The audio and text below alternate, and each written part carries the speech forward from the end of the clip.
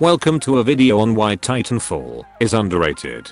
If you're like me, you were a big fan of the old Modern Warfare series, made by Infinity Ward, back in the day, and spent hours upon hours pulling off 420 quickscopes on Rust. However, many would agree that their subsequent game, Call of Duty Ghosts, was an installment that many veteran fans found lacking.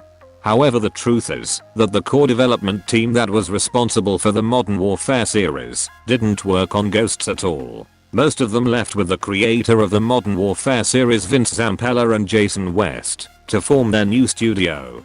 Enter Respawn Entertainment, a new game development company made up of the old Infinity Ward developers. This new dream team in the shooter world was then given both 100% creative freedom and a massive fuck off check from EA. 4 years after leaving Infinity Ward, Titanfall was born. A futuristic shooter with excellent movement mechanics, godlike level design, and giant fucking robots that fall from the fucking sky. The shooter genre was forever changed, with other games following this example. Unfortunately for Respawn Entertainment, Titanfall was criticized for being too bare bones to have a long shelf life. Of course, that didn't stop me from playing the ever living fuck out of it. Now, 2 years later, we have Titanfall 2, the most underrated shooter currently on the market. Of course, this is most likely because it was for whatever fucking reason released between the two biggest shooters of last year, classic EA. Perhaps the most respectable aspect of Titanfall 2 is its excellent DLC model. Unlike many other shooters that rely on season passes, Titanfall 2 promises that all future non-cosmetic DLC will be given to all players for free. On top of this, any cosmetics you want contain no RNG or alternate currency at all. If you want something, you simply buy it. It's that fucking simple. Most shooters will also advertise fast-paced gameplay to be a main selling point. But without a doubt, none of them even hold a candle to the kind of Sonic shit that you can pull off in Titanfall. Every map was made from the ground up, with hardcore parkour in mind. Expert players don't run around the map, they fucking fly.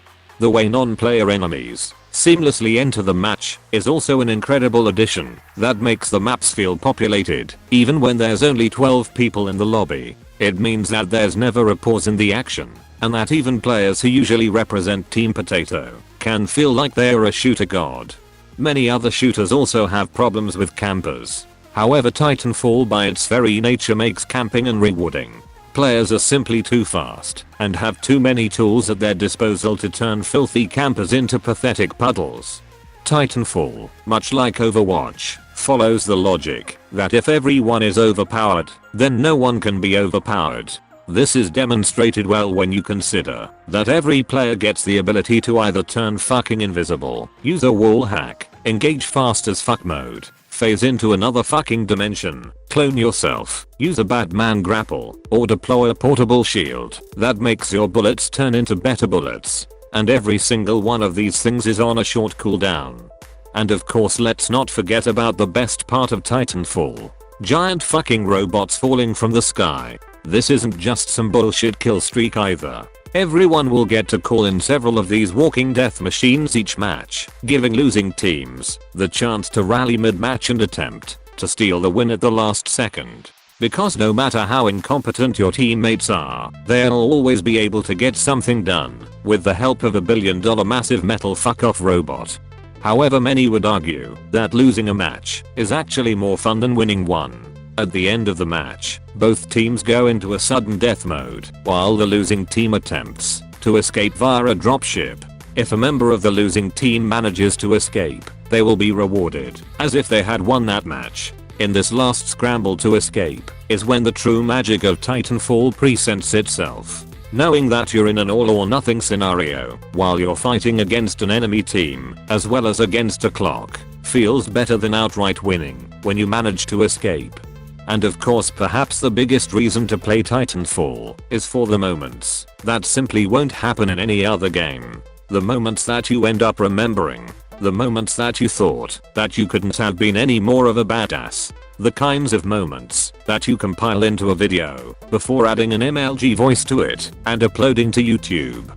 The developers at Respawn Entertainment also need to be commended for their support to their players. The original Titanfall was criticized for not having enough customization, so the developers said sure, now you can make your Titan look like a fucking Monsters Incorporated character. The first game was also criticized for not having a single player campaign, so the developers gave us one that I personally find to be the best shooter campaign since Modern Warfare 2.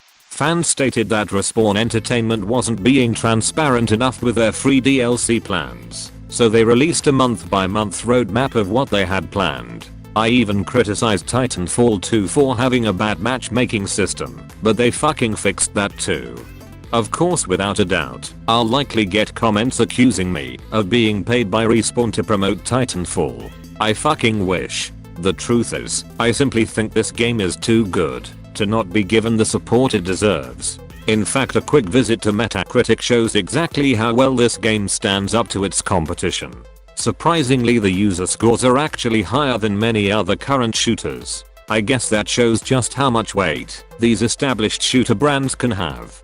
In the end, Titanfall's sales will always be dwarfed by these much bigger shooters, but in an age where we've all been acclimatized to season passes, RNG, recycled gameplay, pay-to-win DLC models and developers being unwilling to do bold and interesting things, I find it comforting that Titanfall can be that beacon of hope that shooter fans everywhere can rally behind.